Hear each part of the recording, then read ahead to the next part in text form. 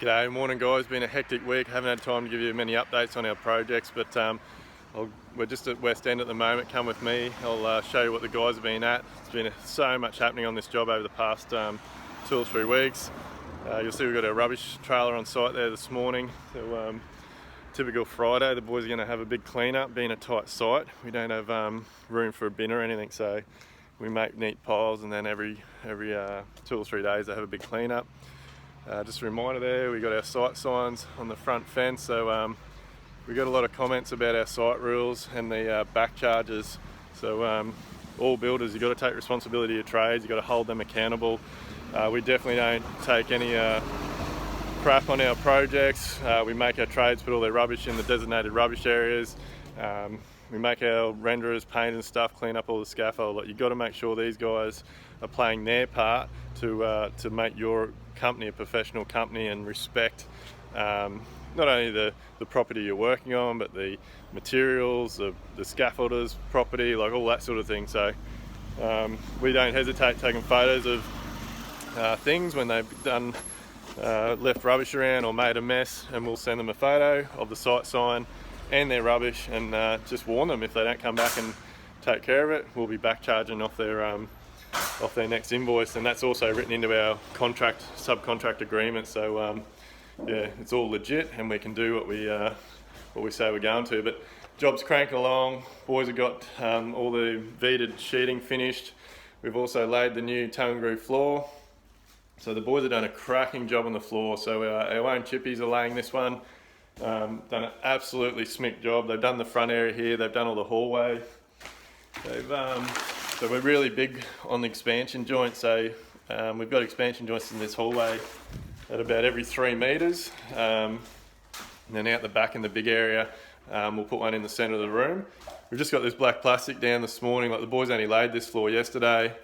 And then this morning we had the tilers come in and do the bedding. So they've bedded up the floors. So we got our nice, we do like, normally in most of our jobs we like to get a flush finish from floor finishes. So timber floor to tile, timber to carpet, all that sort of thing.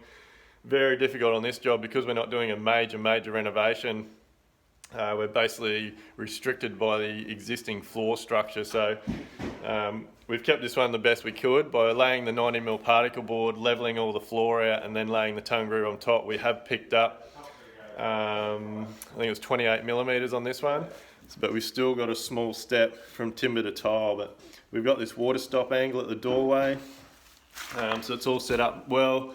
You can see where our waterproof has done all the waterproofing. I can't walk on that at the moment because it's only just been bedded. The tile's only just left site, but this here now is what we call bedding. So it's basically a cement concrete based bedding.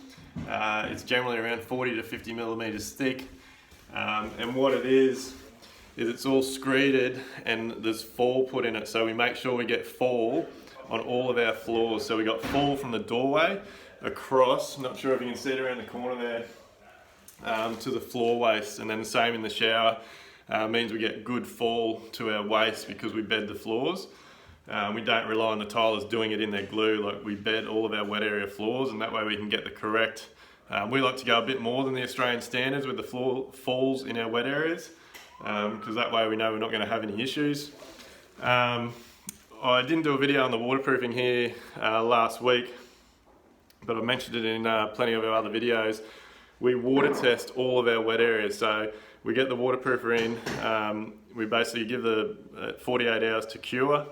We plug the drains up with a balloon, and then we fill the area with water. So we did it on this particular project. We actually had a leak. Very uncommon, but this is why we water test them. So the waterproof has done thousands and thousands of wet areas and showers, never had an issue, but there's only got to be that one time. And I'm pretty sure it's actually part of the Australian standards that all wet areas are meant to be water tested before you bed and tile. But look, it's something we do as a standard anyway, and on this one it's paid off. Like, you might not ever have a leak, but the one time you do, if you're not water testing, you're never going to find that leak until weeks, months, even years down the track after the client's moved in and started using the home. So yeah, like I said, waterproof and cured, plugged the holes. fill the floors, so we fill them up like sort of 40-50 mil deep with water for 2 days and let them sit, and we check underneath all the areas, make sure there's no moisture coming through. And this one turned out to be the tiniest little hole. It was just a little pinhole around the waist. And yeah, so we were able to drain the floor, get the waterproofer back. We gave it another 2 coats, water tested it again. It now, on Wednesday it was fine, and now Friday we've got the Tyler in here doing the bedding. So guys, it's those, like, extending your schedules and allowing that little bit of time to do water testing and do all those sorts of, just go that extra step. I'll just come in here so we're out of the noise. Do that extra step, go the extra mile, can save you so much time and heartache in the future. That little tiny pinhole, if we hadn't water tested that, we bedded, we tiled, we finished the home, it could have taken weeks, months, years for water to track through the bedding, find that leak and start creating an issue. And it would have only been a very small leak. So over time that leak would have started affecting the timber structure. There would have been mold, there possibly could have been some water rot depending on how long it went on before it was noticed. And it just turns into a massive drama. And the only way to fix that drama in the future is completely strip that bathroom. Strip all the fittings out, all the tiling, all the bedding, re-waterproof it and start again. But we've now been able to fix it up at no cost. Like, obviously the waterproofer had to come back and re-waterproof it, but that was his responsibility. So it was no cost to myself, no heartache, no client ringing you in the future and saying, hey, I've got an issue here, come and fix it. And then you, like in that scenario, when it happens years down the track, you'll never ever pinpoint whose fault it was, because as soon as you have to pull a bathroom apart, you're going to affect the waterproofing. So you'll pull the bathroom apart and you won't be able to pinpoint exactly where the leak is. So you won't be able to pinpoint it. You won't know if it's a fault with the waterproofing, if it was scratched during the bedding process, if the tiler marked it, if another trade walked in there and scratched it, and all that type of stuff. So take the time, water test all your wet areas before you do your bedding and tiling. I guarantee you it can save you tens of thousands of dollars and a lot of heartache. Boys are getting the back room out here sorted at the moment. Just getting all the room cleaned up there. We've got 2 more sheets. We've got the new doors and windows in out the back there now. So like I said, it's really cranking along. I'll just really quickly take you out here. I know some of these videos are getting a bit long, but again, it's all in the detail. We like to point it out. One of the boys has been working on the outside. So again, this isn't our typical project. Most of our projects are a full start to finish. We're doing absolute minimal work on this project. It's an elderly couple, and they're going to live here for the sort of long time until they have to move in with family or something. So we're only doing what's absolutely necessary outside. There was a few dodgy things being done in the past. So you can see on the side of the house here, in the past it's been filled in underneath, possibly by an owner builder, or they've just got a dodgy trade in. The brick and block work's just come up, sitting hard under the timber. There was no waterproofing. The area that is enclosed under the house had lots of water issues every time it rained. So we've pulled the bottom few layers of cladding off. We've had this custom flashing made, and you'll see there we've run it the entire length of the house. So there's now, and you'll see how far we've made it come out 75 mil above the downstairs area. Any water now runs down those outside walls. It's going to run out off our flashing, drip onto the driveway. And you'll see here we're running it all the way around the back of the house as well.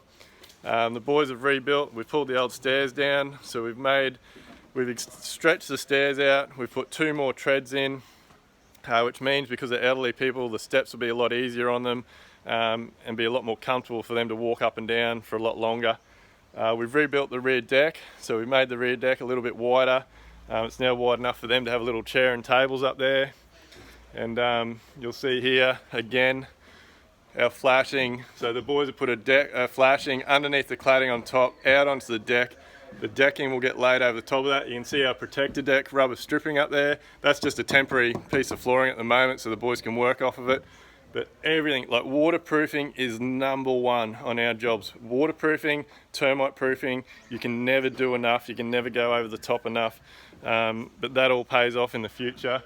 You can see up there, got our new windows and doors in there, and because we get all of our flashings custom folded, we got 1 flashing from the side of the door the whole way along across the 2 windows as well. So Guys, like I keep saying, it's all in the detail. It's the stuff that people don't know about, they don't see, they don't think about, that makes a big difference between a good builder and an average builder. So guys, that's this one. I know it's been a long one, but I hope you got a bit out of it. Cheers, guys.